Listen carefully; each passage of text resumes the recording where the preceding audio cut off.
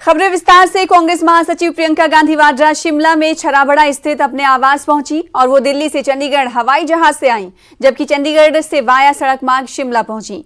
उनका यहां कुछ दिन रुकने का कार्यक्रम है, जिसमें वो चुनावी तैयारियों की नब्ज टटोलेंगी। वो प्रधानमंत्री नरेंद्र मोदी के हिमाचल दौरे से पहले ही शिमला पहुंच गई हैं, जिससे हिमाचल कांग्रेस भी पूरी तरह से सक्रिय हो गई है और पार्टी ने इसे प्रियंका का निजी दौरा बताया है। बता दें कि प्रियंका का ये कॉटेज शिमला से 20 किलोमीटर की दूरी पर राष्ट्रपति आवास के पास है। ये कॉटेज कुछ साल पहले बनाया गया था।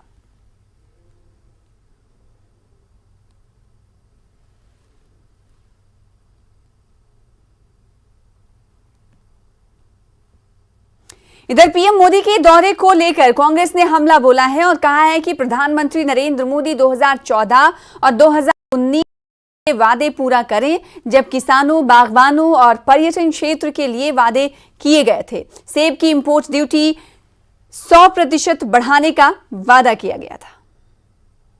बार बार अपना एक विशेष नाता हिमाचल प्रदेश के लोगों से जोड़ते हैं, वो भी हमें अच्छा लगता है, लेकिन उसके बाद हमारी उम्मीदें बढ़ जाती हैं कि भाई कुछ वादे भी किए थे, 2014 में भी किए और 2019 में भी किए। उन वादों का क्या हुआ? वो किसानों से किए, बागवानों से किए, वो टूरिज्म के क्षेत्र के लोगों से किए, हिमाचल प्रदेश के और लोगों से किए कि रेलवे किस प्रकार विस्तार किया जाए। लेकिन उन वादों का क्या हुआ? आपने बोला इंपोर्ट ड्यूटी एप्पल पे 100% करेंगे, जिससे एप्पल इंडस्ट्री को हिमाचल की हम बचा सकें।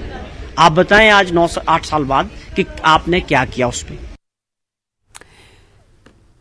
तो प्रधानमंत्री नरेंद्र मोदी कल हिमाचल प्रदेश का दौरा करने वाले हैं। इस दौरे में पीएम मोदी 3650 करोड़ रुपए से अधिक की परियोजनाओं का उद्घाटन और शिलान्यास करेंगे। इसमें एम्स बिलासपुर का भी उद्घाटन शामिल है।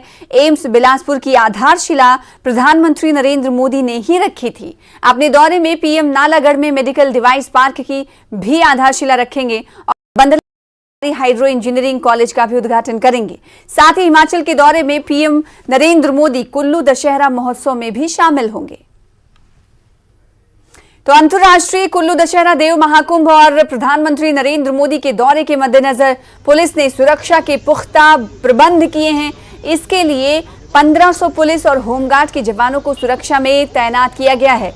इसके साथ ही दशहरा मैदान को 12 सेक्टरों में बांटा गया है और 150 सीसीटीवी कैमरे लगाए गए हैं। ड्रोन कैमरे से भी पूरे मैदान पर नजर रखी जाएगी। जेब कतरों को पकड़ने के लिए सादी वर्दी में 4 टीमें भी तैनात की गई हैं। ढालपुर मैदान की तरफ बड़े वाहनों की प्रवेश को बंद कर दिया गया है और 5 अक्टूबर से 11 अक्टूबर तक ये दशहरा महाकुंभ चलने वाला है, जिसमें पहली बार कल प्रधानमंत्री नरेंद्र मोदी भी शिरकत करने वाले हैं और इसी वजह से पुख्ता इंतजाम और तैयारियां कर ली गई।